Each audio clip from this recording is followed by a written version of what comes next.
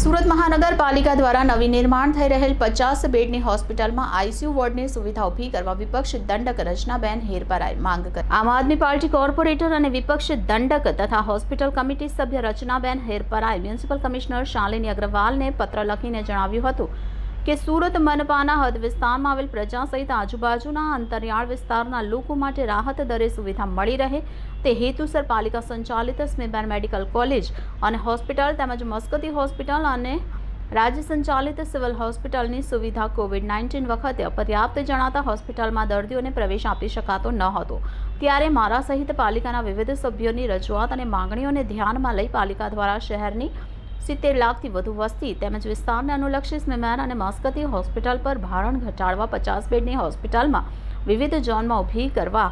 સર્વસંમતિથી નિર્ણય લેવામાં આવ્યો છે, જે અંતર્ગત કતારગામ બમરોલી ભાટેના પાલ ખાતેના હયાત હેલ્થ સેન્ટરનું મોડિફિકેશન કરીને 50 બેડની હોસ્પિટલની સુવિધા શરૂ કરવામાં આવે તથા પૂણા વિસ્તારમાં તેની કામગીરી ચાલી રહી છે, પરંતુ આ સ્થળે આઈસીયુના વોર્ડ ઊભા કરવા કોઈ વ્યવસ્થા હાથ ધરવામાં આવી નથી, જેથી જો કોઈ દર્દીને તાત્કાલિક આઈસીયુમાં ખસેડવાની ફરજ પડી તો તેમને આરોગ્યની પરિસ્થિતિ અનુસાર નજીકના ખાનગી હોસ્પિટલમાં ફરજિયાત દાખલ થવાની ફરજ પડી શકે છે।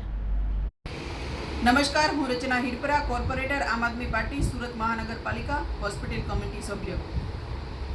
જ્યારે કોરોના મહામારી આવી ત્યારે જે પાલિકા સંચાલિત હોસ્પિટલ છે સ્મીમેર હોસ્પિટલમાં અને રાજ્ય સરકાર સંચાલિત જે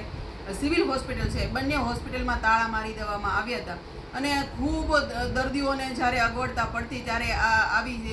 આવા સમયે હોસ્પિટલોને તાળા મારી દેવામાં આવ્યા હતા। ત્યારે આમ આદમી પાર્ટી વતી આ શહેરમાં હોસ્પિટલની માંગ કરવામાં આવી હતી અને એ માંગણીને ધ્યાને લઈ અને જે અલગ અલગ ઝોનમાં 50 બેડની હોસ્પિટલનું આયોજન કરવામાં આવ્યું છે, એમાંથી 4 જેટલી 50 બેડની હોસ્પિટલ બની ગઈ છે। જે હેલ્થ સેન્ટરો હયાત હતા એમનું એક્સપાન્શન કરી અને હેલ્થ સેન્ટરોની અંદર હોસ્પિટલ બનાવી દેવામાં આવી છે, પરંતુ જે હજી બીજા ઝોનમાં હોસ્પિટલો બનાવવાનું બાકી છે, જે નવા બિલ્ડિંગો બનાવવાના છે, નવા સ્ટ્રક્ચરો ઊભા કરવાના છે એની અંદર અને જે હાલ